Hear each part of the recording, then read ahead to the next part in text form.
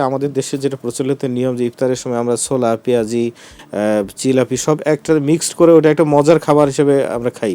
এর বিকল্প হিসেবে কি হতে পারে?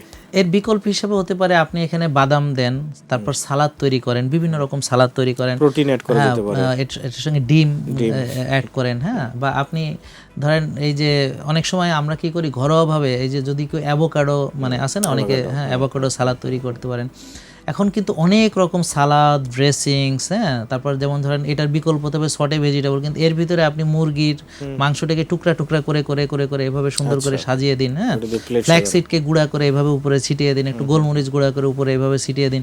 এই ধরনের আমার কাছে অনেক রেসিপি আছে। এখন এটা তো ভাই রেসিপি বলে এখানে দিতে পারেন, একটা আদর্শ খাবার প্লেট অনেক। আপনি আপনার শুধু ইনগ্রিডিয়েন্টস আমি বলে দিই যে আপনি ভালো তেল ব্যবহার করবেন, যেমন ড্রেসিং হিসেবে অলিভ অয়েল আছে, কোকোনাট অ্যামাইনোজ আছে, অর্গানিক অ্যামাইনোস আছে। তারপর আপনি এটার সঙ্গে আপনি একটু মধু অ্যাড করতে পারেন, যারা মধু খেতে পারবে।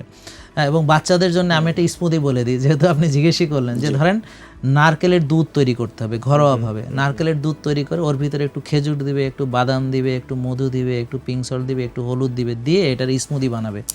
বাচ্চারা মজা করে খাবে, কিন্তু এটা হলো একটা অ্যান্টি ইনফ্ল্যামেটরি ড্রাগ। এটা অ্যান্টি ইনফ্ল্যামেটরি, এটা অ্যান্টি ব্যাকটেরিয়াল, এটা অ্যান্টি ফাঙ্গাল। হ্যাঁ, কেন? কারণ হচ্ছে ওই যে কোকোনাট যে মানে অয়েলটা এখানে যে আছে কিন্তু ভিতরে, হ্যাঁ, ওই শক্তিও পাচ্ছে, এনার্জিও পাচ্ছে, হ্যাঁ, আর ওই যে নারকেলের দুধ এটা আর সঙ্গে হলুদ মিক্সড হয়েছে, এই সব কিছু মিলে আপনাকে অ্যান্টি অক্সিডেন্ট এবং অ্যান্টি ইনফ্ল্যামেটরি প্রপার্টিজ দিচ্ছে। এটা খুবই গুরুত্বপূর্ণ। তাহলে দেখেন ও কিন্তু সেই মিষ্টিই খেলো, মজা করে খেলো, কিন্তু এখন যদি আপনি এটাকে আপনি ধরেন বাজার থেকে কোনো একটা স্মুদি তাকে দেন, তাহলে হলো না। যেমন গ্রিন জুস কিন্তু করা যায়, তারপরে বোন ব্রথ তৈরি করা যায়, তারপর হচ্ছে বিভিন্নভাবে আপনি স্যুপ তৈরি করা সম্ভব। মানে আপনি খেতে চাইলে আপনার কিন্তু অপশনের কোনো অভাব নেই, কিন্তু আমাদের মাথাটা খাটাতে হবে আমি দোজ ইনগ্রেডিয়েন্টস যেটা আমি ব্যবহার করছি, এটা যেন কোনো ইনগ্রেডিয়েন্টস আমার বাজার থেকে না আসে, আমি যেন ঘরেই সব কিছু করি, বা আমি মশলাটা নিজে ভাঙায় নিব, হলুদটা আমি অর্গানিক ব্যবহার করব, তেলটা ভালো ব্যবহার করব, হ্যাঁ, মুরগিটা ভালো মুরগির মাংস এখানে দিব।